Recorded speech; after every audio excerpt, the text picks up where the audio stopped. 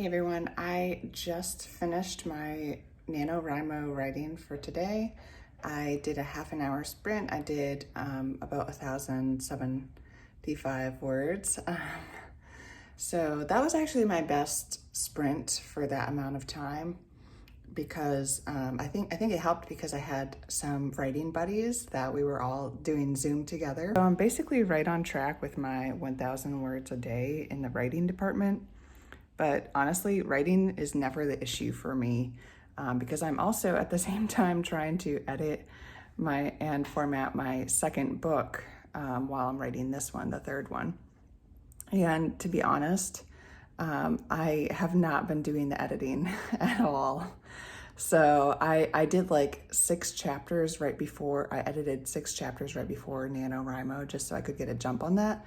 But honestly, I put that at the end of my day to do the editing, and by that time I'm just tired and unmotivated, and I generally don't like editing as much as I like writing. The whole like creative process is more exciting to me.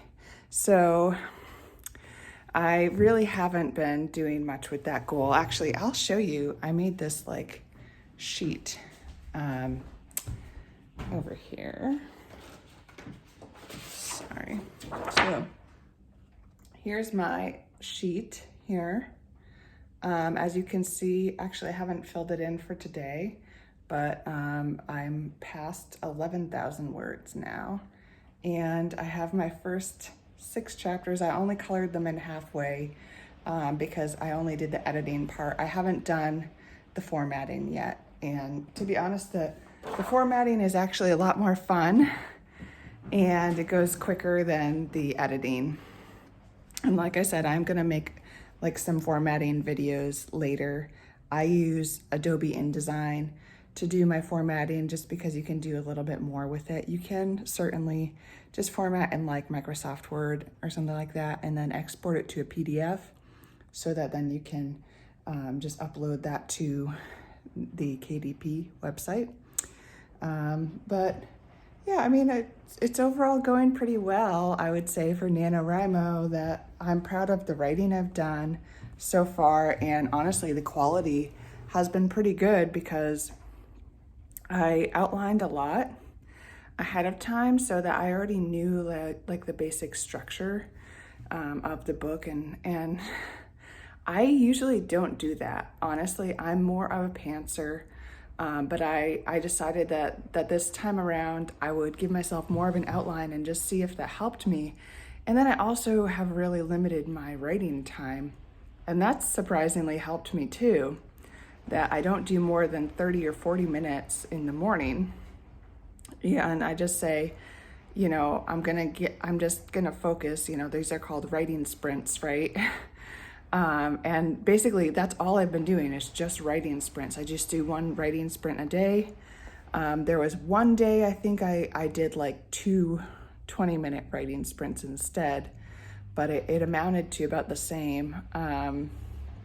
So basically I'm meeting my approximately 1,000 word a day goal. And I think that's fine. You know, I do all this like freelance writing. I have a lot of other writing projects throughout the day. So I need to save like my brain power and my hands for that and time, you know. So it's time, it's energy, and then like when you write a ton, your hands just need breaks and get sore. So I think if I had a job where I wasn't writing, then I would probably be doing more for NaNoWriMo. But because my job is also writing, I have to limit what I do so that I can make sure that I'm still putting my clients first in a sense.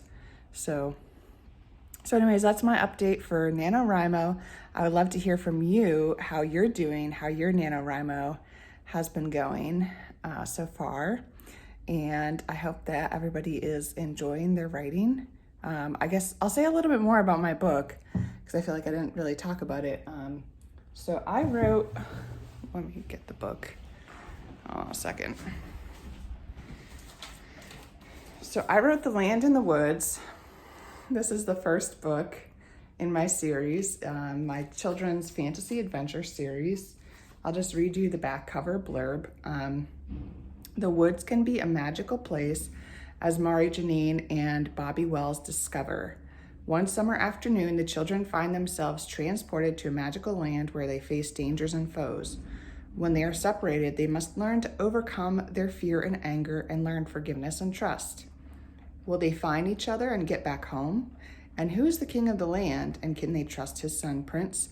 So the first book is really about like an introduction to the land, an introduction to the main characters, to King and the Prince. And then the second book that I've been, not really working on during NaNoWriMo, but I need to, is called The Forgotten Scroll. And The Forgotten Scroll is basically about them going back to this land, and now they have this quest. And the quest is basically to find this scroll, this magical scroll that's going to help to defeat the darkness in all of the land, because there's this darkness and these evil creatures. And so basically they have to do that, and then they end up having to team up with like some new characters. I bring in some like funny characters, and then some of these like pseudo villain characters as well. So by pseudo villain, I mean that they are like, the kind of character that can occasionally like act good, but even when they're acting good, they're usually acting in their own self-interest or self-preservation. And they're not like evil in the sense that they're setting out to like just do evil to others, but they're mostly just selfish and misguided. And so those creatures will get some kind of redemption in that book, that we'll start to see a little bit of that. And then in the third book is when we see these characters years later and what's happened to them. And meanwhile, after the scroll is like, they read this, Prince reads the scroll, or the king reads the scroll, and so then the light starts to come into the land, and we see like some of the evil creatures being defeated. Then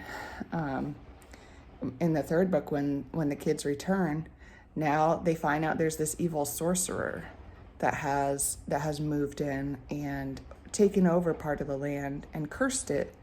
And basically his end game is that he wants to trap everybody in these illusions, and then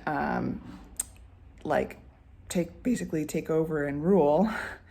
And so there's going to be a lot of fun new characters, and then bringing back some of the old ones from the first and second book. So I already know the main characters. I already know some of the characters pretty well. So I think that's helped me in NaNoWriMo, that I'm not like inventing these characters from scratch. So it's much easier, especially since I have like a loose plot written out. Well, it's not that loose. It's somewhat loose. But all of that preparation, I think, helped me.